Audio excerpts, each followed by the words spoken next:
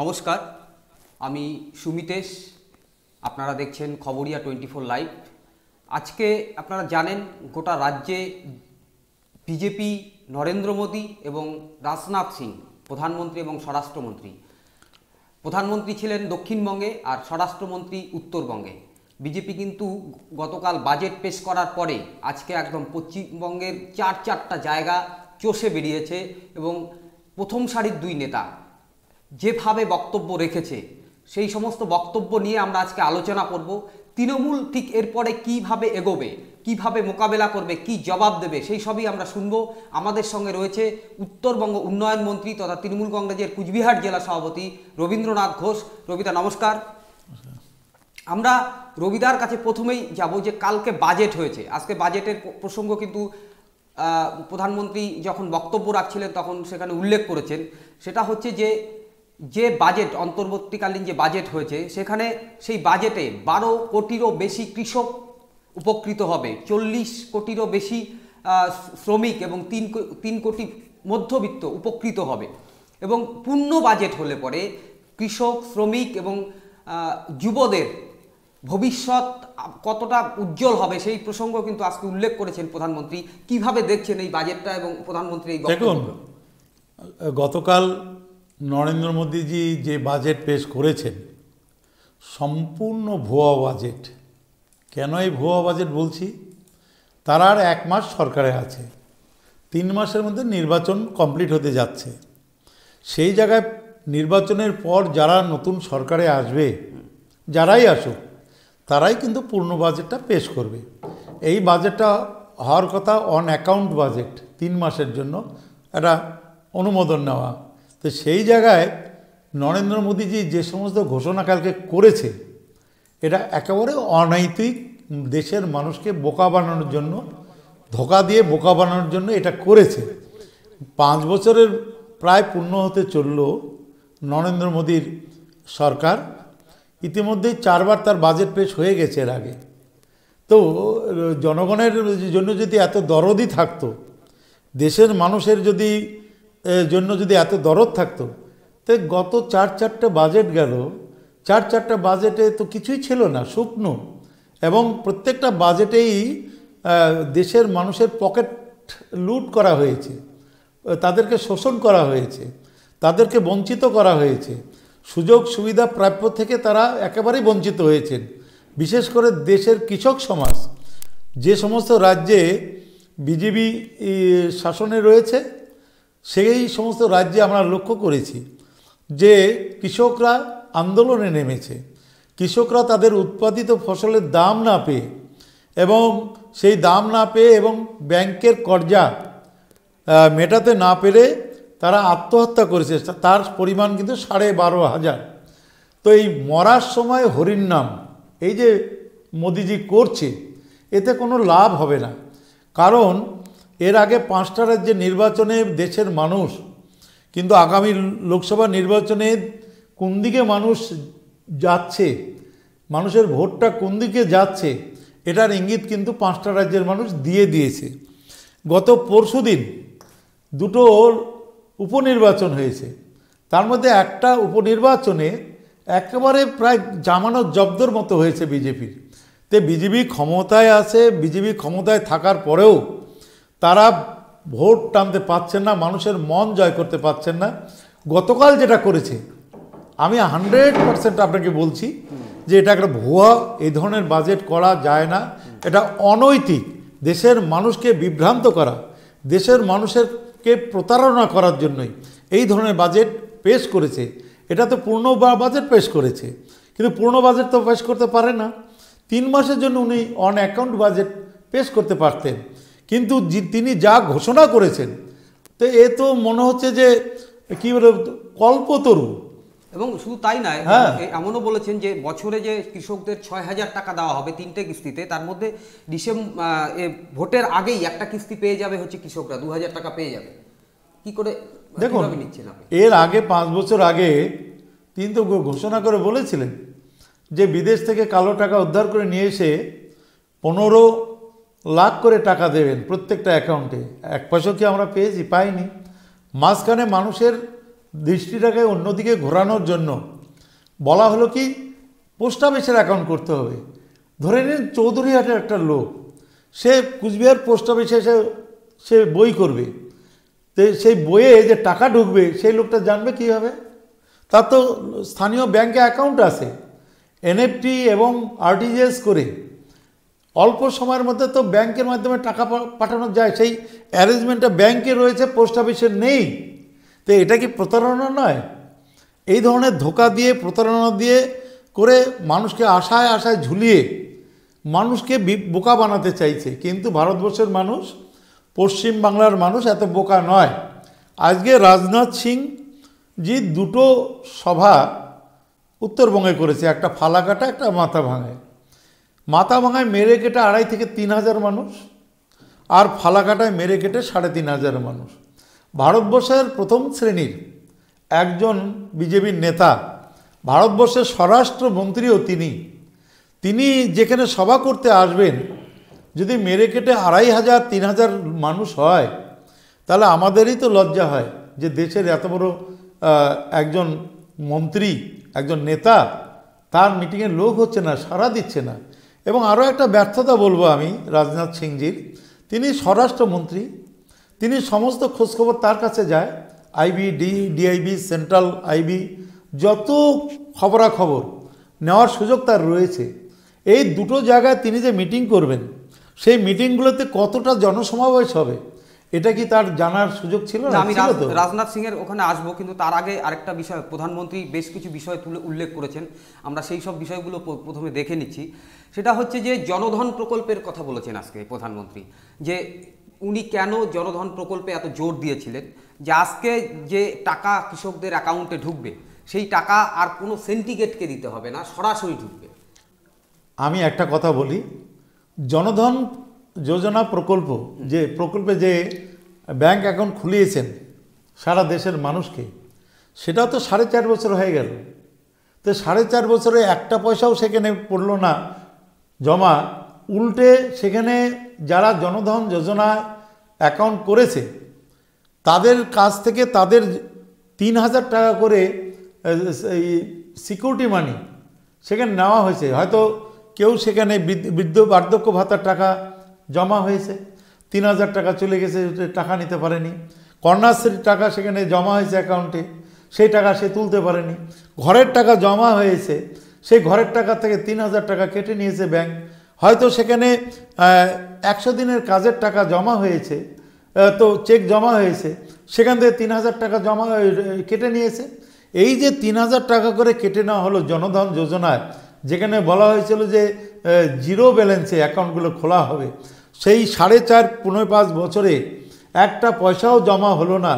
আজকে 5 বছরের মধ্যে সারা ভারতবর্ষের সমস্ত মানুষের পকেটটা লুট করে এবং জিএসটির নামে টাকা লুট করে, প্রত্যেকটা ডিজেল, পেট্রোল, রান্নার গ্যাসের দাম বাড়িয়ে যেভাবে সারা ভারতবর্ষকে লুটে নিয়েছেন, এখন 6,000 করে টাকা দেওয়ার কথা বলছেন। তো এত বছরে দেননি কেন? এতদিন দেননি কেন? এতদিন মোদিজি কোথায় ছিলেন? এটা তাহলে কি ভোট কেনার জন্য এই টাকাটা ব্যবহার করা হচ্ছে? সরাসরি অ্যাকাউন্টে ঢুকে যাবে টাকা। হ্যাঁ, যাক আগে যাক। আমার প্রশ্নটা হলো যে জনধন যোজনা প্রকল্পে অ্যাকাউন্ট হয়েছে প্রায় 4.5 বছর হলো, সেই জনধন যোজনার অ্যাকাউন্ট জিরো ব্যালেন্সে হয়েছে এই অ্যাকাউন্টটা। তারপরে 3,000 টাকা করে কেটে নেওয়া হয়েছে বিভিন্ন প্রকল্পের টাকা, যখন ওই অ্যাকাউন্টে বেনিফিশিয়ারি ঢুকেছে কেটে রাখা হয়েছে। আজকে মানে ভোটের আগে সে বলছে যে 6,000 টাকা দেওয়া হবে। তাহলে এই 4.5 বছর 1 পয়সাও কেন পেল না? কেন 3,000 করে টাকা কাটা হলো? এই 3,000 টাকার 4.5 বছরের ইন্টারেস্ট কত? এই টাকাগুলো তাহলে কোথায় গেল? এই টাকাগুলো কোথায় খাটছে? কয়েক হাজার কোটি টাকা। তো এই যে মোদিজি এই সমস্ত ধোঁকা দিতে চাইছেন, মানুষকে বোকা বানিয়ে ধোঁকা দিতে চাইছেন, দেশের মানুষ মোদিজির আর কোনো কথা বিশ্বাস করে না। 2 কোটি বেকার যুবক যুবতীকে বছরে তিনি চাকরি দিতে চেয়েছিলেন, সেখানে 2 জনকেও দিতে পারেননি। তাহলে বেকার যুবকরা কিভাবে তাকে বিশ্বাস করবে? এবং তিনি বলেছিলেন যে জিনিসের দাম কমাবো। এর আগের সরকারের পার্লামেন্টে তারা দ্রব্যমূল্য বৃদ্ধির প্রতিবাদে তারা আন্দোলন করেছিল, তারা পার্লামেন্ট অচল করে দিয়েছিল। তাহলে সেই মোদিজি যখন সরকারে এলো তারপরে কেন সেই জিনিসের দাম হু হু করে বাড়তে থাকলো? এটাই তো না ভাবার ব্যাপার। না, বিষয়টা বলি যে আমরা যতদূর জানি মুখ্যমন্ত্রী কিন্তু এর আগেই কৃষকদের, আমাদের রাজ্যের কৃষকদের 5,000 টাকা করে বছরে দুবার দেবেন এই ঘোষণা করেছিলেন। এবং আজকে গতকাল বাজেটে হচ্ছে অর্থমন্ত্রী, কেন্দ্রীয় অর্থমন্ত্রী তিনি ঘোষণা করলেন গোটা দেশের কৃষকদের 6,000 টাকা করে দেবেন, যারা হচ্ছে গরিব কৃষক তাদের 5 একরের নিচে যাদের জমি।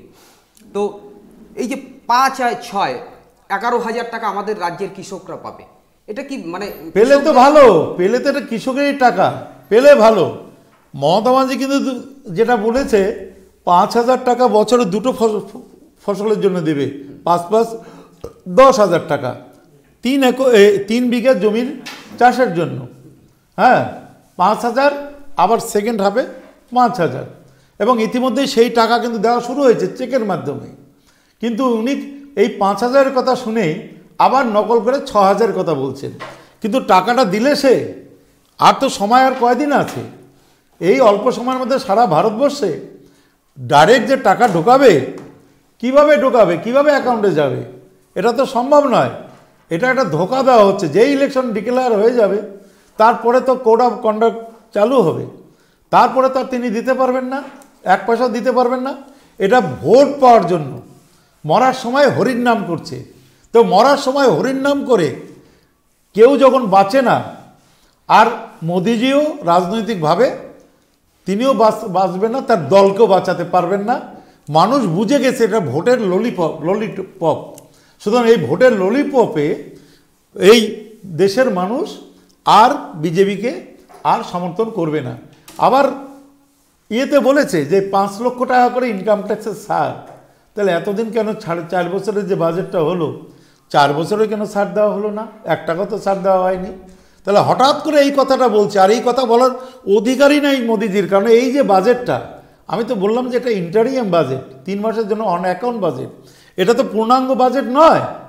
পূর্ণাঙ্গ বাজেট করবে হলো এই ইলেকশন, 19-এর ইলেকশনের পরে যারা সরকার গঠন করবে তারা পূর্ণাঙ্গ বাজেট করবে। মোদিজির তো অধিকার নেই, এটা তো অনধিকার করছে চর্চা। কারণ মোদিজি মানুষকে ঠকাতে চাইছে, মানুষকে প্রতারণা করতে চাইছে, মানে ভোটের ললিপপ দিয়ে মানে মানুষকে বিভ্রান্ত করে ভোটটা নিতে চাইছে। কিন্তু দেশের মানুষ অত বোকা না, দেশের মানুষ মোদিকে হারে হারে চিনে। প্রত্যেকটা রাজনৈতিক দলের একটা পরিকল্পনা থাকে, রণকৌশল থাকে কিভাবে ভোটের লড়াইয়ে নামবে। এবং সামনে লোকসভা ভোট, বিজেপি তো এই পরিকল্পনা করে নামতেই পারে যে আমি আর্থিক সুবিধা দেব কৃষকদের, এবং সেই পরিকল্পনায় গত লোকসভা নির্বাচনে যেভাবে সফল হয়েছে, এবারও যদি দেখুন এটা ওনার নির্বাচনী ইস্তারে রাখতে পারে, কিন্তু তাই বলে পার্লামেন্টে সেখানে এত বড় একটা মানে ভাওতা, এত বড় একটা বিভ্রান্তিকর ব্যাপার উনি ঘটিয়েছেন। মানে পূর্ণাঙ্গ বাজেট পেশ করে উনি এই যে 1 মাস পরেই তো ওনার সরকার যাবে, উনি সরকার আসবে না। তাহলে এই যে বাজেটটা ভুয়া বাজেট পাস করা হলো, এটার মূল্যটা কি থাকবে? নতুন সরকারে এসে নতুন সরকার তার মতো করে বাজেটটা করবে। তো সেই ক্ষেত্রে এই যে বাজেটটা তিনি ঘোষণা করলেন পূর্ণাঙ্গ বাজেট, তো এই বাজেটটা প্রকাশ করার লাভটা কি লাভ হলো? কারণ 3 মাস পরে যে নতুন সরকার আসবে তারা তো পূর্ণাঙ্গ বাজেট করবে, এই বাজেটটা নাও মানতে পারে, এর থেকে ভালো বাজেটও করতে পারে। তো সেই ক্ষেত্রে এই যে বাজেটটা করেছে, কোন কোন খাত থেকে এই টাকাটা আসবে, যে টাকাটা কথা বলা হচ্ছে, এবং কোন কোন খাত থেকে কত টাকা আসবে, কত টাকা টোটাল খরচা, এটা কিন্তু সব ভাষা ভাষা রাখা হয়েছে, এটা কিন্তু ক্লিয়ার করা হয়নি। সুতরাং এই বাজেট ভুয়াও বাজেট, দেশের মানুষকে বিভ্রান্তি করার জন্য এই বাজেটের কোনো মূল্য নেই। না, কেন্দ্রীয় প্রধানমন্ত্রী আজকে বলেছেন যে ভারত স্বাধীন হওয়ার পরে যে দীর্ঘ বছর কেটে গিয়েছে, কোনো কেন্দ্রীয় সরকার বা রাজ্য সরকার শুধুমাত্র কৃষকদের জন্য ঋণ মুকুবের কিছু কথা হয়েছে, কিন্তু এইভাবে কৃষকদের সরাসরি আর্থিক সুবিধা দেওয়ার ঘটনা এবারই প্রথম ঘটল। এর আগেও বিজেপির সরকার ছিল 5 বছর, তখন করেনি। নরেন্দ্র মোদীর সরকার বললামই তো 4.5 বছর 5.5 বছর হচ্ছে। তো এতদিন কি উনি কি ঘুমিয়েছিলেন? এতদিন কি কৃষকের কথা মনে হয়নি? এতদিন কি দেশের মানুষের কথা মনে হয়নি? উনি কি চোখে দেখেন না? চোখে কি ফলি পড়েছে যে এতদিন তিনি দেখতে পাননি কৃষকের দুর্দশাটা? আজকে হঠাৎ করে বিগলিত হয়ে গেলেন কৃষকের জন্য। এটা দুষ্ট লোকদের এই ধরনের প্ল্যানিং করে দুষ্ট লোকরা। সুতরাং এই বাজেটের কোনো মূল্য এক পয়সাও নেই, যেহেতু এই নির্বাচনের পরে নতুন সরকার আসবে, আর মোদিজির সরকারের টাইম আর 1 মাস আছে মেয়াদ, তারপরে দেশে নতুন সরকার আসবে, জনগণের নতুন সরকার আসবে, তারা পূর্ণাঙ্গ বাজেট করবে। এই ধরনের বাজেট করার কোনো নৈতিক অধিকারই নাই মোদিজির। আমরা পরবর্তী কৃষক নিয়েছিলাম, শ্রমিক নিয়েছিলাম, গতকালের বাজেট নিয়ে পরবর্তী বিষয়ে যাচ্ছি আমরা। মূল প্রসঙ্গ হচ্ছে আমরা দেখেছি অসমে নাগরিকত্ব বিল নিয়ে কি হয়েছে এবং কি রাজনীতি চলছে সেখানে। আমরা প্রতিদিনই কিন্তু নাগরিকত্ব বিল সংশোধন নিয়ে প্রতিবাদ, কালো পতাকা দেখানো এখনও চলছে। তো পাশাপাশি আজকে কিন্তু প্রধানমন্ত্রী যখন ভাষণ দেন, বক্তব্য রাখেন এই রাজ্যে এসে, তখন কিন্তু তিনি আবার সেই নাগরিকত্ব বিল সংশোধনীর বক্তব্য তুলে ধরেন এবং তিনি বলেছেন যে দেশ ভাগ হয়েছে, অনেক লোক এদেশে এসেছে, এদের যারা হিন্দু, যারা পার্সি, যারা জৈন, তাদের এদেশে থাকার অধিকার আছে। এই জন্যে হচ্ছে নাগরিকত্ব বিল নিয়ে আসছেন এবং তৃণমূলকে তিনি আবেদন করেছেন বা বলেছেন যে এই বিলকে সমর্থন করতে। কি বলবেন? আমি একটাই কথা বলতে চাই, ভোটের মুখে এই সমস্ত রাম নাম করছে মোদিজি। উনি তো ওনার সরকারই তো আছে আসামে, সেই সরকারই তো 40 লক্ষ মানুষকে, যারা ওখানকার পুরনো আদিবাসী, তাদের নাম ভোটার তালিকাতে কেটে দিয়েছে, নাগরিকত্ব ছিনাই নিতে চাইছে এবং ডিটেনশন ক্যাম্পের নামে আরও কয়েক হাজার মানুষকে পুলিশ গভীর রাতে তুলে নিয়ে গিয়ে জিজ্ঞাসাবাদের নামে সেখানে অকথ্য অত্যাচার করছে, বিনা বিচারে তাদেরকে আটকে রেখেছে। তো যখন 40 লক্ষ মানুষের নাগরিকত্ব কেড়ে নেওয়ার যে সিদ্ধান্ত, এটা তো বিজেপি সরকারের, এটা মোদিজি তো অস্বীকার করতে পারবেন না। তো হঠাৎ করে বিপদে পড়ে এখন দেখছে যে মানুষ বিরুদ্ধে যাচ্ছে, সারা দেশের মানুষ, তিনি আবার একটা ভুয়া কথা বলছেন। তাহলে যদি বিলটা সংশোধনেরই করার ছিল, তাহলে এতটা সময় তো পেয়ে গেলেন। উনি তো আর সময় পাচ্ছেন না, পার্লামেন্ট তো আর হচ্ছে না, তাহলে সংশোধনী বিলটা কখন আসবেন আর কখন পাস করবেন? ওনার সরকারও আসছে না, তাহলে এতদিনের মধ্যে ওটা উনি করলেন না কেন? বিল নিয়ে এসে স্পেশাল অধিবেশন ডেকে সংশোধনী বিল নিয়ে এসে কেন সেটা সংশোধন করলেন না? দেশের মানুষকে কেন আশ্বস্ত করলেন না? এখন উনি যা বলছেন ও কথা তো দাম নেই, কারণ 1 মাসের মধ্যে ভোট শুরু হয়ে যাচ্ছে, ভোটের কোড অফ কন্ডাক্ট চালু হয়ে যাচ্ছে, পার্লামেন্ট আর হবে না। তো সেখানে তো তিনি সংশোধনী আনতে পারবেন না, আর তার সরকারও আসছে না। সুতরাং ওনার ওই কথার আর কী মূল্য আছে? কোনো মূল্য নাই, সমস্ত এখন মূল্যহীন। না, আমরা দেখি সেটা হচ্ছে যে আমাদের প্রতিবেশী রাষ্ট্র বারবারই অভিযোগ ওঠে যে সেখানে সংখ্যালঘুরা অত্যাচারিত হচ্ছে এবং এদেশে চলে আসতে বাধ্য হয়েছে। যারা সেখানকার সংখ্যালঘু এখানে আসতে বাধ্য হয়েছে, তাদের নাগরিকত্ব দেওয়া আপনারা কতটা সমর্থন করেন? দেখুন, দেশের একটা কাঁটাতারের বেড়া বা একটা খুঁটি থাকতে পারে, কিন্তু মানবিকতার তো কোনো খুঁটি নাই, কোনো সীমা নাই। মানুষগুলো যাবে কোথায়? তাদের মানবিকতার খাতিরেই মানুষ বিশ্বের যেখানেই যাক, আমার মতে সেখানেই মানুষের জায়গা হওয়া উচিত, তাদের বসবাস করার অধিকার হওয়া উচিত। ওরা তো আর জন্মানোর সময় এভাবে জন্মায়নি যে আমি বাংলাদেশে জন্মাবো, আমি ইন্ডিয়াতে জন্মাবো, না আমি আমেরিকায় জন্মাবো। তো জন্ম হয়েছে, সারা বিশ্বেই মানুষ রয়েছে। আমার ব্যক্তিগত মত, সারা বিশ্বে যেখানে যে মানুষের মনের ইচ্ছা হবে থাকার, সেখানে থাকার, বসবাস করার অধিকার পাওয়া উচিত। তো এইবার সময় চলে গিয়েছে, এবার আর সম্ভব নয়। আগামীবার যেই সরকারে আসুক, আপনারা কি এই নাগরিকত্ব বিল যে সংশোধনী নিয়ে আসা হচ্ছে সেটা সমর্থন করবেন? নাগরিকত্ব বিল সংশোধন মানে কি? কোনো মানুষের নাগরিকত্ব ছিনিয়ে নেওয়া যাবে না, কোনো মানুষের মৌলিক অধিকার ছিনিয়ে নেওয়া যাবে না, তার কোনো গণতান্ত্রিক অধিকারে হস্তক্ষেপ করা যাবে না। মানুষ যে যেখানে আছে বসবাস করে বংশ পরানুক্রমে বছরের পর বছর ধরে তারা সেখানেই থাকবে। আমার সরকার, আমার দল এই নীতিতে বিশ্বাস করে। ওই যে যখন অনেক লোক এসেছিল আসাম থেকে অনেকবার গণ্ডগোল হয়ে, আমার সরকার কিন্তু ক্যাম্প করে খাওয়া দাওয়া, কাপড় চোপড় সমস্ত দিয়ে কিন্তু তাদের পাশে দাঁড়িয়েছিল।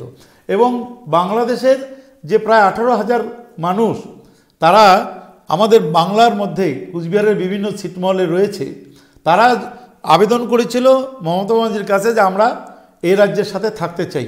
মমতা ব্যানার্জি এতগুলো লোককে, অন্য দেশের লোককে তিনি কিন্তু আপন করে বুকে টেনে নিয়েছেন, তাদের নাগরিকত্ব দেওয়ার ব্যবস্থা করেছেন, তাদের জব কার্ড, আধার কার্ড, খাদ্য কার্ড, ভোটার আইডি কার্ড, আরও যা সুযোগ সুবিধা সব কিছু দিয়ে তারা এখানকার নাগরিক হয়ে গেছেন। আর ওখানে 100 বছরের পুরনো যারা নাগরিক, বিভিন্ন জায়গায় চাকরি করছে, স্কুলে পড়ছে, আর্মিতে কাজ করছে, হ্যাঁ, কেউ মুখ্যমন্ত্রী হয়েছিল, কেউ রাষ্ট্রপতি ওখান থেকে হয়েছিল, তাদের নাম ভোটার তালিকা থেকে নেই, তাদের বংশধরদের নামও ভোটার তালিকায় নেই। তাহলে তার মানে কি, ওখানে বাংলাভাষী মানুষ এবং বিজেপির বিরুদ্ধে যারা রয়েছে সেই ধরনের মানুষ, হিন্দিভাষী মানুষ, নেপালি ভাষী মানুষ, উড়িয়া ভাষী মানুষ, তাদেরকে ওখান থেকে তাড়াতে চাইছে বিজেপি। অথচ দেখুন 2014 সালে এই ভোটার তালিকা দিয়েই কিন্তু ভোট হয়েছে। 14টার মধ্যে 8টা লোকসভার সিটে বিজেপি জিতেছে। 16 সালের যে বিধানসভা নির্বাচন, এই ভোটার তালিকা দিয়ে ভোট হয়েছে, সেখানে বিজেপি সরকারে এসেছে। আর সরকারে আসার পর বলছে যে ভোটার তালিকা অবৈধ। তো ভোটার তালিকাটা যদি অবৈধ হয়, তাহলে ওই লোকসভা নির্বাচনটা অবৈধ আসামের, এবং রাজ্য বিধানসভা নির্বাচনটা অবৈধ। তাহলে এদের সবাই অবৈধ। তাহলে এদের পদত্যাগ করা উচিত ছিল। পদত্যাগ তো এরা করেনি। ওই ভোটার তালিকায় জিতেই তারা বলছে আমি মন্ত্রী, আমি এমএলএ, আমি এমপি। আবার বলছে যারা ভোট দিয়েছে এরা বহিরাগত। এটা হয় না, এটা একটা অমানবিক ব্যাপার। বিজেপি সবসময় আমরা দেখেছি ওরা দাঙ্গা লাগাতে চায়, রক্তের হোলি খেলতে চায়। এই যে আফরাজুল, আমি কয়েকদিন আগে মালদায় গিয়েছিলাম, আফরাজুলের বাড়ি গিয়েছিলাম, তার স্ত্রী আমার সাথে দেখা করেছিল। কিভাবে নৃশংসভাবে আফরাজুলকে রাজস্থানে কুপিয়ে কুপিয়ে খুন করে পেট্রোল ঢেলে দিয়ে তার গায়ে নৃশংসভাবে হত্যা করেছে। এই খবরের কাগজ, টিভিতে তো দেখেছি, তার স্ত্রীর মুখে শুনে আমিও স্থির থাকতে পারিনি যে এত বড় ব্রুট বিজেপি হতে পারে, নৃশংস ঘটনা এভাবে ঘটাতে পারে। এই যে 300 আসামে 5 জন বাংলাভাষী মানুষকে যেভাবে নৃশংসভাবে গুলি করে হত্যা করা হলো, আজ পর্যন্ত আসামের বিজেপি সরকার এই ঘটনার তদন্ত করেছে? যারা এই ঘটনার সাথে যুক্ত তাদের বিরুদ্ধে কোনো মামলা করেছে, কোনো ব্যবস্থা নিয়েছে, কোনো গ্রেপ্তার করার চেষ্টা করেছে? কিছু করেনি। ওরা নিজেরাই এই ঘটনাটা ঘটিয়েছে। সুতরাং ঘটিয়ে আসামের বাংলা ভাষাভাষী মানুষ, অন্য ভাষাভাষীর মানুষ, তাদেরকে আতঙ্কিত করতে চাইছে যে এরা যেন এই আতঙ্কেই রাজ্য ছেড়ে চলে যায়। কিন্তু মাননীয় মুখ্যমন্ত্রী মমতা ব্যানার্জি তিনি এই নৃশংস ঘটনার প্রতিবাদ জানিয়েছেন এবং পার্লামেন্টের একটা টিম পাঠিয়েছেন সেখানে, এবং এই যে তাদের নাগরিকত্ব কেড়ে নেওয়ার জন্য যে অপচেষ্টা, তার বিরুদ্ধে প্রতিবাদ করেছেন দিল্লিতে বসে। পার্লামেন্টের সমস্ত বিজেপি বিরোধী দলের সাথে কথা বলে পার্লামেন্টে সোচ্চার হয়েছেন এবং তখনও একটা টিম পাঠিয়েছিলেন আসামের ষড়যন্ত্রদের খতিয়ে দেখতে। কিন্তু আসাম সরকার আমাদের মমতা ব্যানার্জির পাঠানো সেই লোকসভার টিমকে তারা এয়ারপোর্টের বাইরে বেরোতেই দেয়নি। তাহলে আসামে যে কী গণতন্ত্র আছে, কোথায় কতটুকু গণতন্ত্র আছে, এটা কিন্তু সহজেই অনুমান করা যাচ্ছে। এই যে বিজেপি বলছে তারা গণতন্ত্র বাঁচাও যাত্রা করবে, লজ্জা করে না এই কথা বলতে? তাদের আসাম পাশের রাজ্য, যেখানে গণতন্ত্রের গড় নাই, মানুষের অধিকার কেড়ে নেওয়া হচ্ছে, মানুষের উপর অত্যাচার করা হচ্ছে, সেই ক্ষেত্রে নির্লজ্জ বিজেপি কোন মুখে বলছে যে গণতন্ত্র বাঁচাও? 40 লক্ষের মানুষের গণতান্ত্রিক মৌলিক অধিকার যারা কেড়ে নিচ্ছে, যারা বিনা বিচারে ডিটেনশন ক্যাম্পের নামে। বিজেপি তো অভিযোগ করে যে আপনাদের এই রাজ্যে কোনো গণতন্ত্র নেই, কারণ হচ্ছে এখানে গণতন্ত্রের সভা করতে দেওয়া না, গণতন্ত্র যদি না থাকতো তাহলে বিজেপি খবরের কাগজে প্রেস স্টেটমেন্ট কিভাবে করছে, টিভিতে বসে তাদের মনের মতো কথা কেমন করে বলছে? রাজ্যে আজকে প্রধানমন্ত্রীর মিটিং হলো, রাজনাথ সিংয়ের মিটিং হলো, আরও নেতাদের বিভিন্ন জায়গায় মিটিং হয়, মালদাতে কয়েকদিন আগে মিটিং করেছে। তাহলে এই মিটিংগুলো কিভাবে করছে? বেশিরভাগ ক্ষেত্রে সবার অনুমতি নিয়ে সমস্যা তৈরি করছে, এরকম অভিযোগ করছে। এটা বিজেপির ইয়ের অভাব, অভিজ্ঞতার অভাব। যখন একটা বিজেপির সর্বভারত নেতৃত্ব আসবে, তার সেফটি সিকিউরিটির দায়িত্ব রাজ্য সরকারের। রাজ্য সরকার যেখানে বলবে সেখানে তার পরামর্শ আলোচনা করে সেখানে মিটিংয়ের স্থান ঠিক করতে হবে। এমন একটা রোয়ার ধানে আমরা সবসময় দেখছি এই ঝিনাইডাঙ্গাও দেখলাম রোয়ার ধানের মধ্যে, ক্ষেতের মধ্যে। আবার এখানে রাজনাথ সিংয়ের মিটিং, সেখানেও ক্ষেতের মধ্যে। বিভিন্ন জায়গায় দেখা যাচ্ছে ধান ক্ষেতের মধ্যে, পাট ক্ষেতের মধ্যে তারা করতে চাইছে, মানে হেলিপ্যাড করতে চাইছে, মিটিং করতে চাইছে। ওই নরম মাটিতে হেলিকপ্টার যদি বসে যায় তাহলে তার দায়িত্ব কে নেবে? যদি মঞ্চটা যদি বসে যায়, যদি ভেঙে যায়, তার দায়িত্ব কে নেবে? তাহলে রাজ্য সরকারের সাথে কথা বলে পিডব্লিউডি ডিপার্টমেন্ট এর দায়িত্ব নেবে, কাজগুলো করে দেওয়া, হেলিপ্যাড এবং মঞ্চগুলো বানানোর কাজ করে দিয়ে সার্টিফিকেট নিতে হবে। তারপরে ফায়ার ব্রিগেডের সার্টিফিকেট নিতে হবে। এই অভিজ্ঞতাগুলো এই রাজ্যের বিজেপির একেবারেই নেই।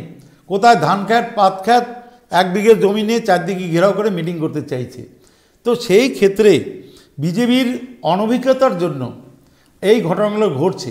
যেখানে ঠিকঠাকভাবে অনুমতি চাওয়া হচ্ছে সেখানে অনুমতি তো পেয়ে যাচ্ছে, অনুমতি পাচ্ছে না কোথায়? কলকাতার রাজপথে কি করছে না মিছিল, কোনো প্রোগ্রাম করছে না, মিটিংয়ের কি অনুমোদন পাচ্ছে না? তাহলে ওরা যদি নিয়মকানুন একেবারেই না বোঝে, না জানে, তাহলে তো এটা করার কিছু নাই।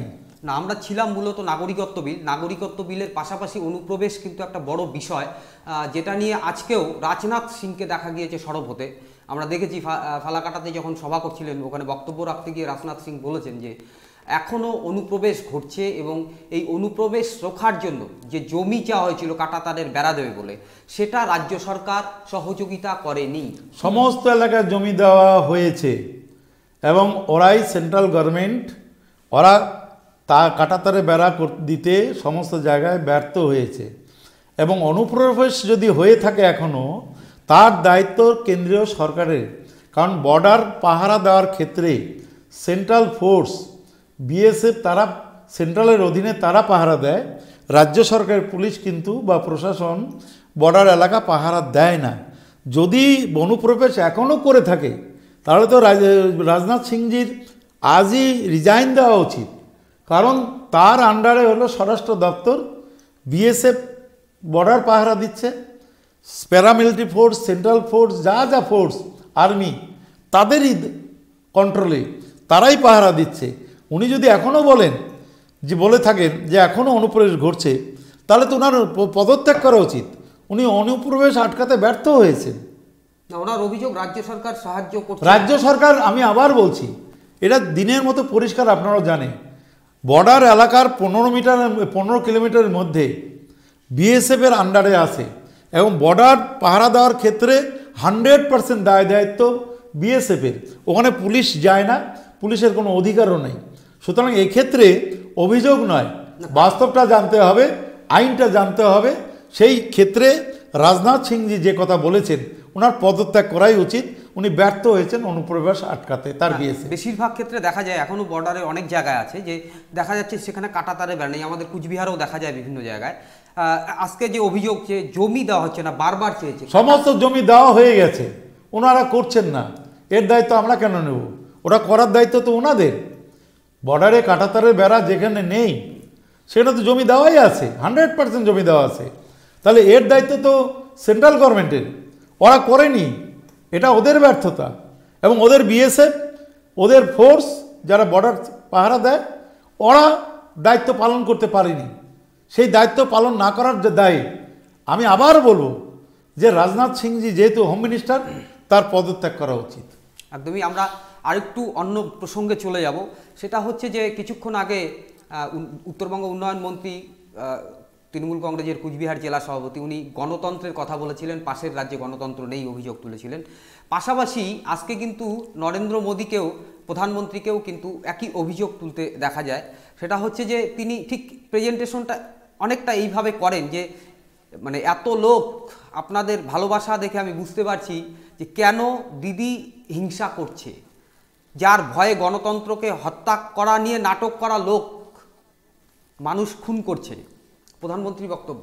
প্রধানমন্ত্রীজি নরেন্দ্র মোদীজি খুব ভালোভাবে জানেন এ রাজ্যে যে বিশৃঙ্খলা তৈরি করার চেষ্টা, দাঙ্গাল লাগানোর চেষ্টা বিজেপি করছে।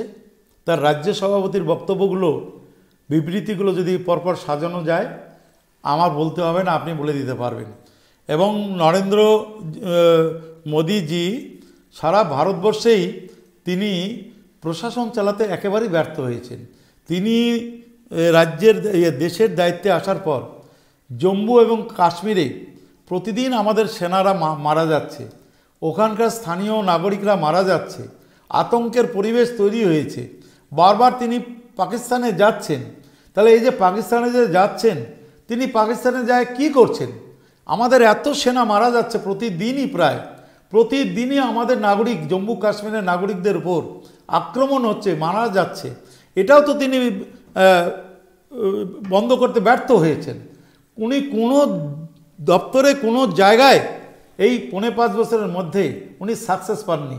উনি সবসময় মানুষের ঘাড়ে করের বোঝা চাপিয়ে দিয়েছেন।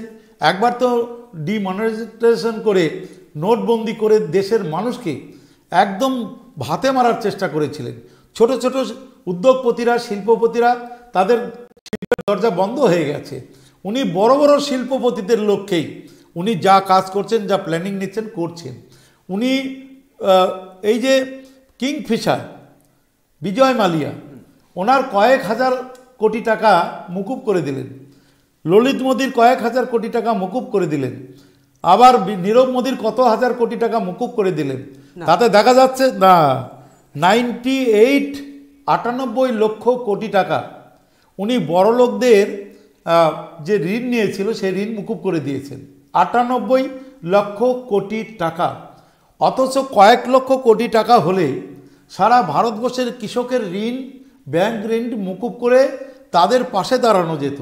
উচ্চ ফলনশীল যে বীজ এবং কম দামে সার এবং কৃষি যন্ত্রপাতি কৃষকদের দিয়ে কৃষকদের পাশে দাঁড়ানো যেত। কিছু আর্থিক সহায়তা করে, যেটা আজকে তিনি ভোট নেওয়ার জন্য বলছেন ফাঁকাও কথা, আমাদের কুচবিহারের কথায় বলে ফাঁকাও কথা। এই কথাগুলো 5 বছর আগে থেকে যদি করতেন তাহলে তো আজকে এই প্রশ্নগুলো উঠতো না। না, আমি ওই প্রসঙ্গে আসবো, কিন্তু মূলত হচ্ছে যে গণতন্ত্র হত্যা নিয়ে আমার কিছু বক্তব্য আছে। সেটা হচ্ছে যে বিজেপি যে অভিযোগগুলো তোলে তার মধ্যে অন্যতম, অমিত শাহর কয়েকদিন আগে একটা সভা হয়ে গিয়েছিল এই রাজ্যে, এবং সভার পরেই অমিত শাহর সেই সভার উপরে যারা এসেছিল বাসে হামলা চালানো হয়েছে, বিজেপি কর্মীদের উপরে হামলা চালানো হয়েছে। তাহলে একজন সভা করবে আর গণতন্ত্র আছে বলে বলবেন, অথচ সেখানে দেখা যাচ্ছে যে এখানে একটা কথা বলি আপনাকে। আপনারা খেয়াল করে দেখবেন, যতক্ষণ সভা হয়েছে কোথাও কোনো গণ্ডগোল ছিল না। তা আমাদের যদি গণ্ডগোল করার ইচ্ছা হতো তাহলে তো সবার আগে গণ্ডগোল করতাম, বাস আসতে দিতাম না, লোক আসতে দিতাম না, মিটিং ভেঙে দিতাম, ধরে নিন। তাহলে সবার শেষ হওয়ার পরে একসাথে তো ওদের লোকগুলো জমায়েত ছিল, আমাদের লোক তো জমায়েত ছিল না। তাহলে ওরা যাওয়ার সময় এখানে আগুন, ওখানে আগুন, গাড়িতে আগুন, ভাঙচুর, লুটপাট শুরু করে দিল। তাহলে গণ্ডগোলটা কে করেছে? ওরা ইচ্ছাকৃতভাবে এই উচ্ছৃঙ্খলতা তৈরি করেছে আমাদের বাংলার বদনাম করার জন্য, মমতা ব্যানার্জির বদনাম করার জন্য। আমি তো বললাম যে আপনি খেয়াল করে দেখুন, লোক মিটিংয়ে এসছে, লোক বক্তব্য শুনেছে, নেতারা অমিত শাহ বক্তৃতা রেখেছে, বক্তৃতা শেষ পর্যন্ত তার হেলিকপ্টার উড়া পর্যন্ত কিচ্ছু নেই, কিন্তু ফিরে যাওয়ার সময় এই লোকগুলো লুটপাট, কিছু ঝাড়খণ্ড থেকে লোক নিয়ে এসেছিলেন, কিছু বিহার থেকে মাস্তান নিয়ে এসেছিলেন। এরা যাওয়ার সময় লুটপাট, ভাঙচুর, অগ্নিসংযোগ করা শুরু করলো। এই অবস্থায় আমি আবার বলছি, এরা বাংলার বদনাম করতে চাইছে, মমতা ব্যানার্জির বদনাম করতে চাইছে। কিন্তু বাংলার মানুষ মমতা ব্যানার্জির সাথে আছে, পাশে আছে। বাংলার মানুষ মাননীয় মুখ্যমন্ত্রীর উন্নয়নের পাশে রয়েছে। ওই বিজেপির কোনো ভুয়া কথায়, কোনো ভাওতা কথায় মানুষ কোনো দিনই বিজেপিকে ভোট দেবে না। পঞ্চায়েত নির্বাচনও দেয়নি, এতগুলো উপনির্বাচন রাজ্যে হয়ে গেছে। সেই উপনির্বাচনগুলিতে সেন্ট্রাল ফোর্স দিয়ে, সেন্ট্রালের নির্বাচন কমিশনের আন্ডারে ভোট হয়েছে। তারপরেও কিন্তু এই 4.5 বছরের যত উপনির্বাচন হয়েছে লোকসভা, বিধানসভায়, কোথাও কিন্তু বিজেপি জিততে পারেনি। না, আপনি তাহলে বলছেন যে অমিত শাহের সভায় যে গন্ডগোল হয়েছে তৃণমূল কংগ্রেস যুক্ত ছিল না? না, সমস্ত গন্ডগোল করেছে বিজেপিরা। সে ঝাড়খণ্ড থেকে মাস্তান নিয়ে এসে এবং বিহার থেকে মাস্তান নিয়ে এসে, ইউপি থেকে মাস্তান নিয়ে এসে, ট্রেনে করে, গাড়িতে করে নিয়ে এসে, আপনারা দেখবেন খবরের কাগজে দিয়েছিল, সব উড়িষ্যার নাম্বারের গাড়ি, সব বিহার ঝাড়খণ্ডের নাম্বারের গাড়ি, সব হারমাদ্রা এসেছিল। যে মিটিং শেষ হওয়ার পর যখন হেলিকপ্টার উঠে গেছে অমিত শাহজির, তারপরে ওরা গন্ডগোলটা শুরু করেছে। কারণ ওরা তো একসাথে অনেক লোক রয়েছে। আমাদের তো মিটিং ছিল না যে আমরা আক্রমণ করব, সেই ক্ষমতাটা ছিল না, আমাদের তো মিটিং ছিল না, আমাদের জমায়েতও ছিল না। ওরা মিটিংয়ের শেষে এই আক্রমণগুলো করলো, দোকানে আগুন লাগালো, গাড়ি ভাঙচুর করলো, গাড়িতে আগুন লাগালো, মোটরসাইকেলে আগুন লাগালো, মারধর করলো। এটা তো ওরা করেছে। বিজেপির উপরে করলো, বিজেপি আমাদের উপরে করলো। বিজেপির কেন করলো? সেদিন কি আহত হয়েছিল যারা, সেগুলো আপনাদের লোক? সব আমাদেরই লোক, সব তো আমাদের লোক। আক্রমণ হয়েছিল, যারা হাসপাতালে ভর্তি ছিল আমাদের লোক, মোটরসাইকেল গাড়ি ভাঙচুর করেছে আমাদের লোকের, বাস ভাঙচুর করেছে আমাদের লোকের, আমাদের এলাকার। আপনার বাস ড্রাইভারদের স্টেটমেন্ট দেখেছেন নিশ্চয়ই টিভিতে। বিজেপির ওই সভায় আপনাদের লোকগুলো সভাস্থলের কাছে গেল কেন? আমাদের লোক তো যায়নি ওখানে। আমাদের লোক থাকবে না স্বাভাবিক? রাস্তাঘাটে দোকানপাট খুলে থাকবে না? ওখানে কি বন্ধ করা হবে? এটা তো হয় না। আমাদের লোক তো মিটিংয়ে যায়নি। মিটিং থেকে যখন ওরা মিটিং ছেড়ে যায়, তখনই এই অত্যাচার, লুটপাট, ভাঙচুর, একটা উশৃঙ্খলা করতে করতে ওরা গেছে। আমরা পরবর্তী গণতন্ত্র নিয়ে আরও প্রসঙ্গ আছে, সেটা হচ্ছে যে আজকে নরেন্দ্র মোদী কিন্তু বলেছেন, দুর্গাপুরের সভাতে বলেছেন, সেটা হচ্ছে যে দিদি অর্থাৎ মুখ্যমন্ত্রী মমতা বন্দ্যোপাধ্যায় তিনি সাম্যবাদীদের সময়, অর্থাৎ যেটা বলতে চেয়েছেন নরেন্দ্র মোদী, সেই বাম আমলে, সিপিএমের আমলে মোকাবিলা করেছেন, সিপিএমের সঙ্গে মোকাবিলা করেছেন। তখন তিনি দেখেছেন গণতন্ত্র কিভাবে গলা টিপে খুন করা হয়েছিল, সেটা মুখ্যমন্ত্রী দেখেছিলেন, মমতা বন্দ্যোপাধ্যায় দেখেছিলেন। ভেবেছিলেন যে আর কখনো তিনি মমতা বন্দ্যোপাধ্যায় এর বিরুদ্ধে লড়াই করে তিনি আর এই রাস্তায় যাবেন না। কিন্তু এখন নরেন্দ্র মোদী অবাক হন যে তারপরেও বাংলায় এমন ঘটনা ঘটছে কেন। তিনি আজকে যেটা বলেছেন যে আজকে এসে বুঝতে পেরেছেন যে এত লোক নরেন্দ্র মোদীর প্রতি ভালোবাসা টানে সেখানে উপস্থিত হয়েছিল, যার জন্যই মমতা বন্দ্যোপাধ্যায় ভয় পেয়ে এখানকার বিজেপি কর্মীদের হত্যা করার জন্য উদ্যত হয়েছে এবং বিভিন্ন সভা আটকে দেওয়ার চেষ্টা করছে, এরকমই অভিযোগ করেছেন। দেখুন, বিজেপির একটা সভা হওয়ার কথা ছিল ব্রিগেডে। মমতা ব্যানার্জি যে ব্রিগেডটা ডেকেছিলেন, সারা ভারতবর্ষের 29টা রাজ্যের নেতৃত্ব তার সেই ব্রিগেডে হাজির ছিলেন। ব্রিগেড একটা জনসমুদ্রে পরিণত হয়েছিল। আমরা ছোটোবেলা থেকে অনেক ব্রিগেড দেখলেও এত বড় ব্রিগেডের এত জমায়েত কিন্তু আমরা দেখিনি। এমনকি ইন্দিরা মুজিবের সময় যে সভাটা হয়েছিল সেটাকেও ছাড়িয়ে গেছে। তো এটা দেখার পর নরেন্দ্র মোদী আর কিন্তু ব্রিগেডের সভা করার সাহস পাননি। একটা কেন্দ্রের প্রধানমন্ত্রী, তার যদি আত্মবিশ্বাস থাকতো তাহলে নিশ্চয়ই ব্রিগেড করতো। সে ব্রিগেড থেকে পিছিয়ে গিয়ে গ্রামের মধ্যে কোথায় তিনি মিটিং করেন, যেখানে পার্শ্ববর্তী রাজ্যগুলো বিজেপি রয়েছে, যেমন ঝাড়খণ্ড রয়েছে, পাশে বিহার রয়েছে, ইউপি রয়েছে, আরও কিছু জায়গা রয়েছে। এই সমস্ত জায়গাতে লোক নিয়ে এসে মানে মাঠে সেটা শো করে উনি দেখাতে চেয়েছেন তার কত ভালোবাসা তার প্রতি। আর 200-300 টাকা দেওয়া লোক আছে, সেই লোকগুলো সব জায়গায় গিয়ে দেখবেন একই লোক, একই মুখ। আপনার টিভিতে, আপনার চ্যানেলে দেখবেন যে ওই মোদি মোদি মোদি মোদি করছে। আর এ রাজ্যে সিপিএম বামপন্থীরা, ফরওয়ার্ড ব্লক বামপন্থীরা, তারা কেন্দ্রে বিজেপির সাথে একটা গোটা করে চলছে, একটা আন্ডারস্ট্যান্ডিং করেছে। যেখানেই মোদির মিটিং হবে সেখানেই বামপন্থীরা যা হাজির হবে। অর্থাৎ দিদির সাথে যেহেতু পাচ্ছে না তৃণমূলের সাথে বামপন্থীরা, মোদিকে দিয়ে মোদির গুরুত্ব বাড়াতে চাইছে, বাড়িয়ে প্রভাব বিস্তার করতে চাইছে। কিন্তু এই রাজ্যের মানুষ অত্যন্ত রাজনৈতিক সচেতন, তারা বোঝে, সব বুঝে উন্নয়নের বাইরে মানুষ যেতে চাইছে না, উন্নয়নের সাথেই থাকতে চাইছে। এবং এই 7 বছরে যে উন্নয়ন হয়েছে রাজ্যে, ভারতবর্ষে কোন রাজ্যে হয়েছে এত উন্নয়ন? শতাধিক পরিষেবা মানুষের জন্য রয়েছে। কোন রাজ্যের মানুষে, বিজেপি শাসিত রাজ্যগুলি দেখান তো যে যেখানে এত উন্নয়ন, এত পরিষেবা মানুষের জন্য রয়েছে। প্রায় 5 বছরের মধ্যে মোদিজি সারা ভারতবর্ষে একটা ইউনিভার্সিটি করেছে, একটা মেডিকেল কলেজ হাসপাতাল করেছে, একটা ইঞ্জিনিয়ারিং কলেজ করেছে। উনি বলেছিলেন কি যে 100 স্মার্ট সিটি করবেন। একটা স্মার্ট সিটির কথা বলুন, সারা ভারতবর্ষে 100টার কথা বলেছিলেন। এখন বলছেন কি 1000 না কত বলছে স্মার্ট ভিলেজ করবেন। সব মুখের কথা, এ ভোট নেওয়ার জন্য, মানুষকে বোকা বানার জন্য।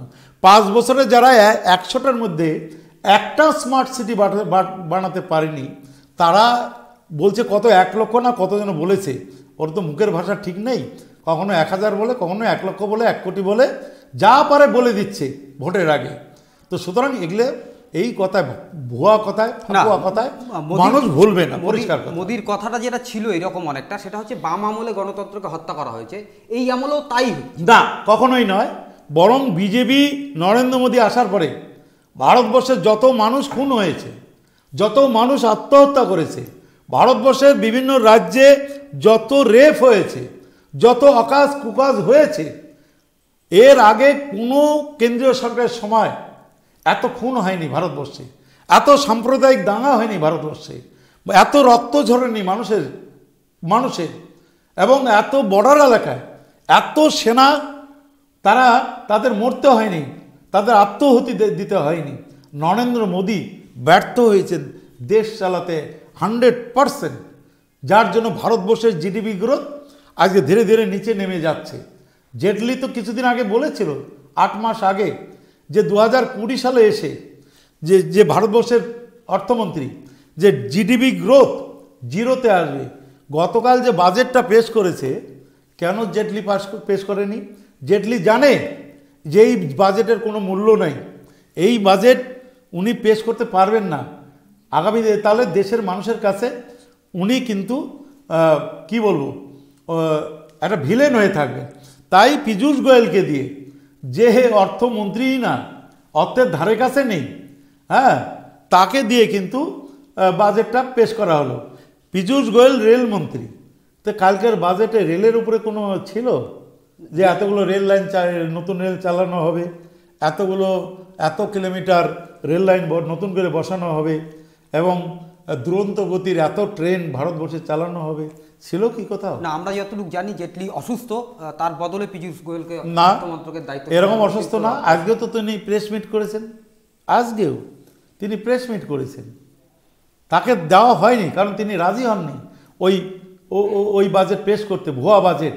কারণ এটা ইন্টারিম বাজেট হবে, অন অ্যাকাউন্ট, যে 3 মাসের জন্য এই খাতে এত, এই খাতে এত, এই খাতে এত, কিন্তু ওখানে কিন্তু উনি যেটা করেছেন দেশের মানুষকে বোকা বানানোর জন্য, সেটা হলো যে পূর্ণাঙ্গ বাজেট পেশ করছেন। এর তো কোনো মূল্য নেই।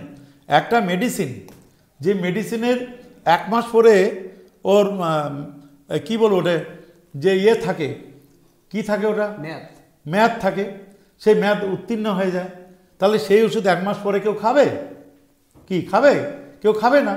সেরকম 1 মাস পরে যে সরকারটা থাকছে না, নির্বাচন হচ্ছে নতুন করে, নির্বাচনের পর নতুন সরকার আসবে, এরকম ধোকা দেওয়ার, ভাওতা দেওয়ার, দেশের মানুষকে প্রতারণার সাথে প্রতারণা করার কোন দরকারটা ছিল? কেন অনঅ্যাকাউন্ট বাজেট, যেটা এত বছর ধরে প্রথা অনুযায়ী হয়ে আসছে, রাজ্যে যখন নির্বাচন হয় তার আগেও 3 মাসের একটা অনঅ্যাকাউন্ট বাজেট হয়, কেন্দ্রেও তাই হয়ে আসছে। এই প্রথম এরকম একটা মানে ভুয়া বাজেট, যে কোনো মূল্য নাই। 1 মাস পরে যে সরকারের আর কোনো দাম থাকছে না, সরকার থেকে চলে যাচ্ছে, নির্বাচন হচ্ছে, নতুন সরকার আসবে, নতুন সরকার এলে নতুন সরকার তারা বাজেট পেশ করবে। তো এই বাজেটটা, এই সমস্ত প্রচার করার বা প্রতিশ্রুতি দেওয়ার কোনো মূল্য আছে? 5 বছর আগে যে প্রতিশ্রুতিগুলো দিয়েছিল, নির্বাচনী ইস্তাহারে রেখেছিল, তার একটা প্রতিশ্রুতি কি পালন করতে পেরেছে? একটা বলুন তো, যে একটা প্রতিশ্রুতি পালন করেছে নরেন্দ্র মোদী? একদমই, অনেকগুলো প্রসঙ্গ আছে, সব প্রসঙ্গই আমি ছুঁতে চাইছি। এখনও আমরা রাজনাথ সিংয়ের প্রসঙ্গ নিয়ে আসলামই না। তো মূলত যে প্রসঙ্গ আজকে দেখা গেল, যে মোদী কিন্তু ঠাকুরনগরে যখন সভা করছিলেন, তখন আজকে বীণাপানি দেবী, মানে মাতুয়া সম্প্রদায়ের বড়মার সঙ্গে দেখা করেছেন, তাকে প্রণাম করেছেন গিয়ে। পাশাপাশি হচ্ছে সেখানে বক্তব্য রাখতে গিয়ে সাহিত্যিক বিভূতিভূষণ বন্দ্যোপাধ্যায়ের নাম উচ্চারণ করেছেন। স্বামী বিবেকানন্দের আদর্শে বিজেপি চলে, বিজেপি কর্মীরা চলে, এমন কথা উল্লেখ করেছেন। এবং জনসংঘের যে শ্যামাপ্রসাদ মুখার্জি, তার বক্তব্য উল্লেখ করেছে, তার কথা উল্লেখ করেছেন। সব মিলিয়ে বাঙালি সেন্টিমেন্টকে কিন্তু ধরতে চাই না, কিছুতেই হবে না। কেন হবে না? 5 বছরের মধ্যে ওই বড়মার কথা মনে হলো না, বিবেকানন্দর কথা মনে হলো না, অন্যান্য আমাদের যে মনীষী তাদের কথা মনে হলো না। আজ হঠাৎ করে এসে ভোটের জন্য বড়মার পাছে আশীর্বাদের কথা মনে হলো। এটা আশীর্বাদ নয়, এটা মানুষকে, বড়মাকে বোকা বানানোর একটা চেষ্টা। এবং ওই বিবেকানন্দর কথা আজ পর্যন্ত বলেছে, স্বামী বিবেকানন্দর জন্মদিন আজ পর্যন্ত কি বিজেপি পালন করেছে? এবং যে বিজেপি আরএসএসের কথা বলে, সেই আরএসএস তো নাথুরাম গডস, সে তোর জাতির জনক মহাত্মা গান্ধীকে খুন করেছে, গুলি করে হত্যা করেছে। এই হত্যাকারী দল আরএসএস, এদের কথার উপর আমরা বিশ্বাস করতে পারি না, আস্থা রাখতে পারি না। এরা খুনির দল, খুন করে একটা জাতির জনক, তাকে খুন করে এদের জন্ম হয়েছে। তাদের মুখে স্বামী বিবেকানন্দ, তাদের মুখে অন্যান্য মনীষীদের কথা একেবারেই মানায় না, একেবারেই মানায় না। কেন জাতির জনক গান্ধীজিকে গুলি করে হত্যা করেছিল নাথুরাম গডস? কী কারণে? আরএসএসের লোক ছিলেন তিনি। সেই ব্যাখ্যা কেন নরেন্দ্র মোদী দিচ্ছেন না? সেই ব্যাখ্যাটা দিক। আজকে ভোটের জন্য স্বামী বিবেকানন্দ, কোথাও রবীন্দ্রনাথ ঠাকুর, কোথাও বড়মা, আরও কি কি নাম আছে তাদের, সত্যেন্দ্রনাথ কি বোস, তাদের নাম আজকে তুলছেন। এতদিন কোথায় ছিলেন? এতদিন কেন এই নামগুলো মনে আসেনি? এতদিন কেন এই মানুষগুলোকে সম্মান দেওয়ার জন্য কেন তিনি তাদের জন্মদিন পালন করেন, একটা মালা দেননি? নেতাজি সুভাষ বোসের কথা ভোটের জন্য মনে হলো, এবং এই প্রথম বোধহয় নেতাজি সুভাষচন্দ্র বসুর গলায় মালা দিল। কই, আমাদের তো দাবি ছিল যে নেতাজি সুভাষচন্দ্রের জন্মদিনটা একটা জাতীয় ছুটি ঘোষণা করা হোক, সেটা তো মোদি করেননি। তাহলে এগুলি সব লোক দেখানো, ভোটের জন্য খুব চতুর লোক। এই যে 5টা বছরের কাছাকাছি তিনি সরকারে 20,000 কোটি টাকা তার খরচ হয়েছে বিদেশ ভ্রমণে। বিদেশ ভ্রমণে সরকারি টাকা 9-6 করে খরচ করে। তো এই টাকা দিয়ে তো অনেক উন্নয়ন করা যেত, অনেক উন্নয়নের কাজ, অনেক সমস্যা ছিল সমাধান করা যেত। তা না করে উনি দেশ বিদেশে ঘুরে বেড়ালেন। কী ফল? নিট রেজাল্ট 0, গোল্লা। একটা ইন্ডাস্ট্রিও আসলো না, একটা ইন্ডাস্ট্রিও সেট আপ হলো না। এই 5 বছরের মধ্যে কি করলেন একবার মোদিজি বলুন, যে 5 বছরে আমরা এই করেছি ভারতবর্ষের মানুষের জন্য, বলুন সেটা। ওনার বলার ক্ষমতা নেই। এখন শুধু চাতুরির মাধ্যমে ভোট নিতে চাইছেন, কিন্তু দেশের মানুষ অত বোকা নয়, দেশের মানুষ অত্যন্ত রাজনৈতিক সচেতন। তাই একসাথে 5টা রাজ্যের নির্বাচনে একটা রাজ্যও কিন্তু মোদিজিকে ক্ষমতায় ফিরিয়ে নিয়ে আসেননি না। দেশের মানুষ। আমরা দারভিটা যখন কাণ্ড ঘটে, আমরা জানি আমাদের উত্তরবঙ্গের ইসলামপুরে দারভিটা কাণ্ড, তখন বিজেপিকে দেখা গিয়েছিল। সেটা হচ্ছে যে তারা কিন্তু আন্দোলন নেমেছিলেন ওখানকার স্থানীয় বাসিন্দাদের দাবি অনুযায়ী, যে উর্দু নয় বাংলার শিক্ষক চাই। তখন থেকেই বাংলা ভাষার একটা সেন্টিমেন্ট নিয়ে, তার আবেগ নিয়ে কিন্তু পথে নেমেছিলেন। পাশাপাশি আজকে যেভাবে নরেন্দ্র মোদী বিভূতিভূষণ বন্দ্যোপাধ্যায়ের পথের পাঁচালী প্রসঙ্গ উত্থাপন করলেন, স্বামী বিবেকানন্দকে উত্থাপন করলেন, তাতে কিন্তু বাংলার আবেগকে টানতে চাইছে, এটা পরিষ্কার। কখনোই না টানতে চাইলেই না, না, না। মাননীয় মুখ্যমন্ত্রী মমতা ব্যানার্জি বিভূতিভূষণ বন্দ্যোপাধ্যায়ের বাড়িটা সংস্কার করে তার মূর্তি, সুন্দর মূর্তি বসিয়ে দিয়েছেন। এবং স্বামী বিবেকানন্দ, এবং এই যে দার্জিলিংয়ে যেখানে সিস্টার নিবেদিতা রায়ভিলাতে যেখানে শেষ নিঃশ্বাস ত্যাগ করেছেন, সেই রায়ভিলাটাও সংস্কার করে পর্যটকদের সেখানে যাওয়ার ব্যবস্থা করে দিয়েছেন। এবং যাদের নাম বলছেন মোদিজি আজকে, তাদের জন্য মোদিজি একটা ফুলও ব্যবহার করেনি সারা জীবনে। আর মমতা ব্যানার্জি প্রথম থেকেই আমাদের এদেশের যারা, এখানকার যারা মনীষী, প্রত্যেকটা মনীষীর যে জন্মস্থান ও বাসস্থান, নেতাজির যে বাসস্থান, সমস্ত সংস্কার করে সেটাকে মানুষের জন্য দেখার জন্য এবং পর্যটকদের সেখানে যাওয়ার জন্য, যারা ইতিহাসের খোঁজে আসে, যারা ইতিহাস খুঁজতে আসে দেশ বিদেশের মানুষ, তাদের জন্য কিন্তু অবারিত দ্বার করে দিয়েছেন, সম্মান দিয়েছেন। তাদের জন্মদিন, তাদের মৃত্যুদিন, সমস্ত কিছু কিন্তু সসম্মানে শ্রদ্ধা সহকারে পালন করা হয়। একটা মোদিজি আজকে ভোটের জন্য এসে একটা নাম উচ্চারণ করলেই বাঙালি এমন কিছু নয় আবেগপ্রবণ যে তার কথার সাথে তারা সামিল হবে, তার কথার সাথে তারা মিলবে, কখনোই নয়। উনি ভোটের জন্য, মানুষ বুঝতে পারছে যে উনি ভোটের জন্য এই সমস্ত কথা বলছেন। এতদিন কিছু বলেননি, এতদিন আসেননি। বাংলায় কবার এলেন? বাংলা একটা ইন্ডাস্ট্রি সেট আপ করতে পারতেন, একটা ইউনিভার্সিটি, একটা এইমসের মতো একটা মেডিকেল কলেজ হাসপাতাল একটা তো করতে পারতেন। কোথায় করেছেন? কোন রাজ্যে করেছেন? মমতা ব্যানার্জি তো এই 7 বছরের মধ্যে অনেকগুলো মেডিকেল কলেজ করলেন, অনেকগুলো ইঞ্জিনিয়ারিং কলেজ করলেন, অনেকগুলো ডিগ্রি কলেজ করেছেন।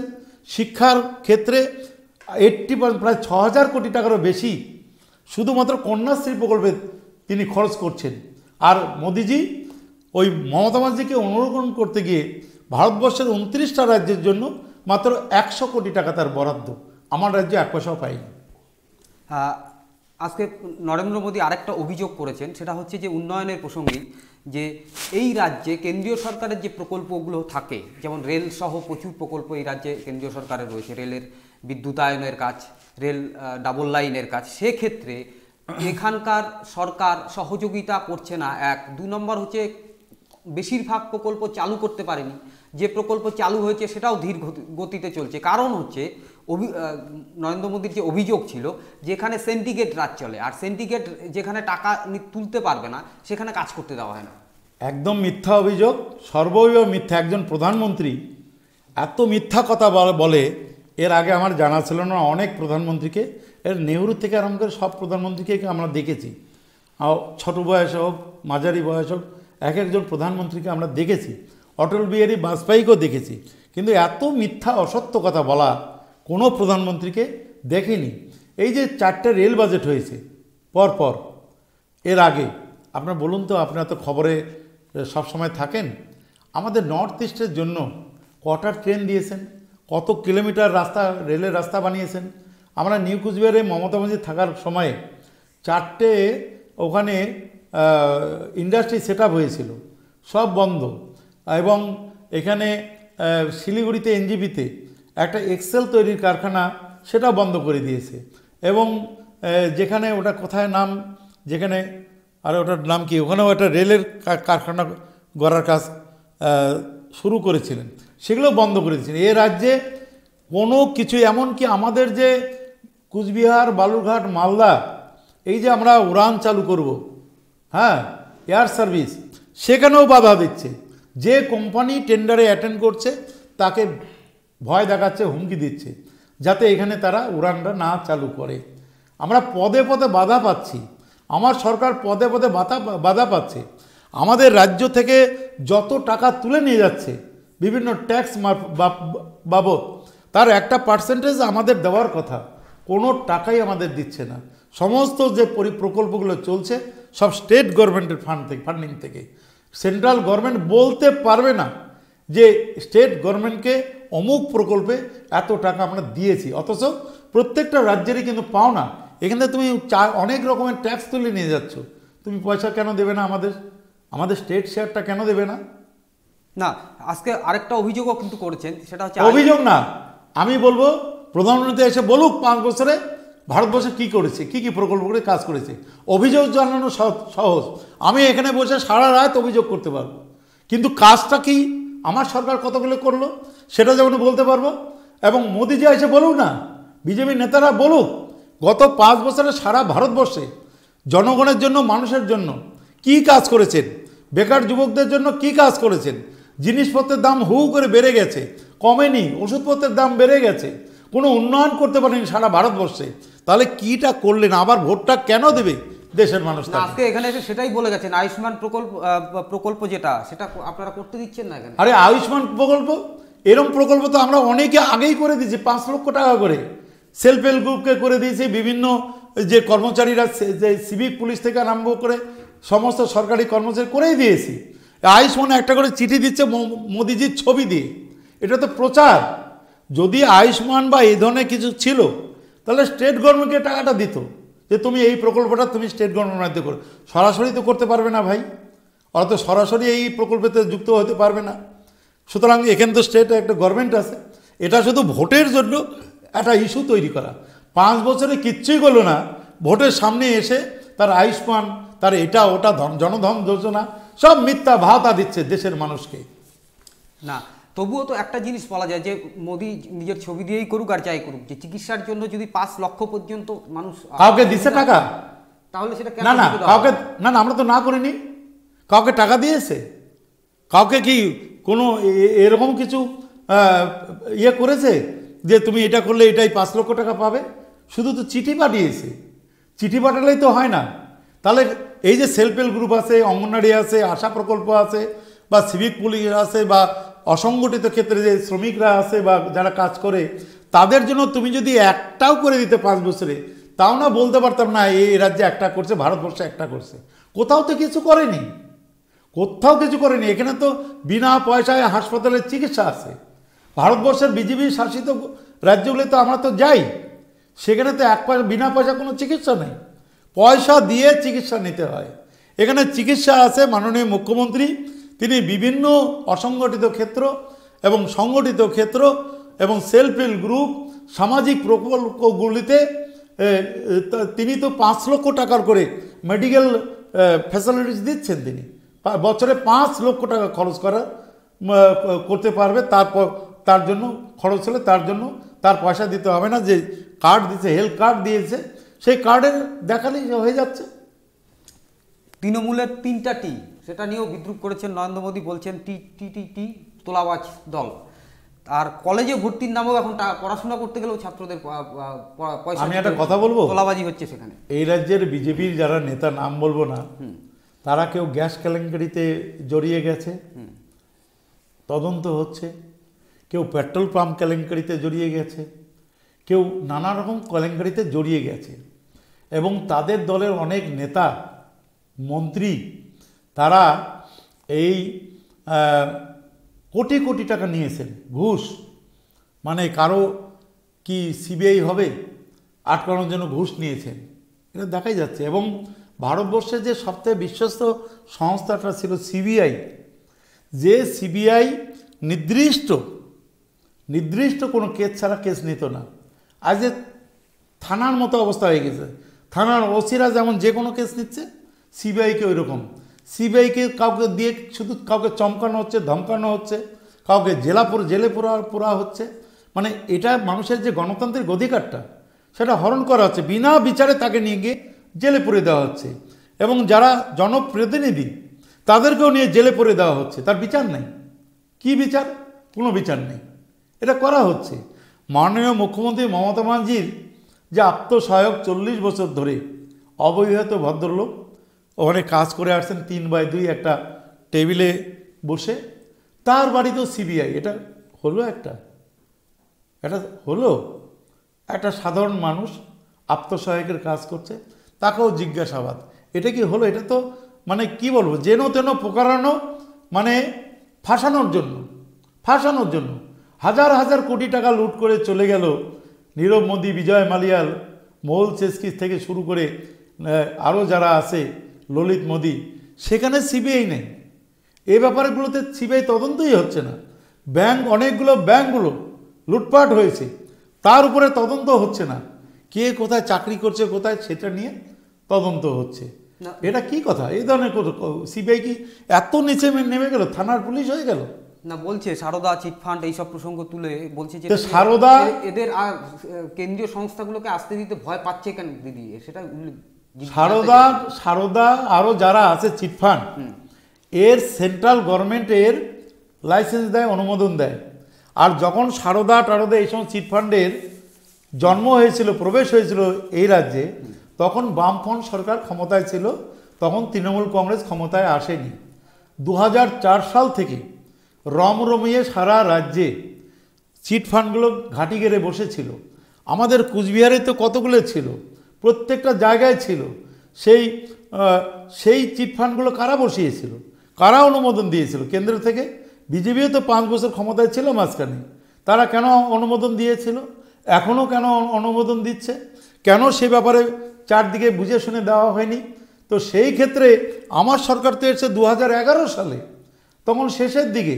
তা আমার সরকার তো এসে ওই কি নাম ওকে তো অ্যারেস্ট করে ঢুকিয়েছে, পালিয়ে যাচ্ছিল। কি নাম, আমার নামটা মনে নেই। সারদার মালিক যে নামটাও মনে হচ্ছে না। ওরা তো চলে যাচ্ছিল কাশ্মীর বর্ডার দিয়ে পালিয়ে।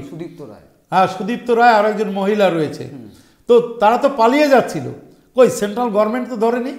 আমার সরকার, মাননীয় মুখ্যমন্ত্রী তাদেরকে ধরে জেলে পুরেছিল। আমাদেরই একজন রাজ্যসভার সদস্য, তার বিরুদ্ধে অভিযোগ থাকায় আমার সরকারই তাকে ধরে জেলে পুরে দিয়েছিল। কই আপোস তো করেনি। কিন্তু কেন্দ্রে বিজেপির নেতা মন্ত্রীদের বিরুদ্ধে এত অভিযোগ, সেটা নিয়ে কিন্তু সিবিআই হচ্ছে না কেন? এই যে কারো বিরুদ্ধে মানে বাচ্চা পাচারের কেলেঙ্কারি আছে, কিডনি পাচারের কেলেঙ্কারি আছে, নানা রকম কেলেঙ্কারি। খবরের কাগজ খুললেই দেখা যাচ্ছে বিজেপির অমুক নেতার বিরুদ্ধে কেলেঙ্কারি। এর মধ্যেই দেখলাম বিজেপির এক নেতার বাড়ি থেকে একটা অস্ত্র ভাণ্ডার, গোটা অস্ত্র ভাণ্ডার পুলিশ খুঁজে পেয়েছে। কই, তার বিরুদ্ধে তো কোনো সিবিআই হচ্ছে না। এটা কোথায় ও সাপ্লাই দিচ্ছে, কোথা থেকে আসলো এত অস্ত্র তার কাছে, এগুলো নিয়ে কেন তদন্ত হচ্ছে না? তদন্ত হোক এই বড় বড় কেসগুলোতে।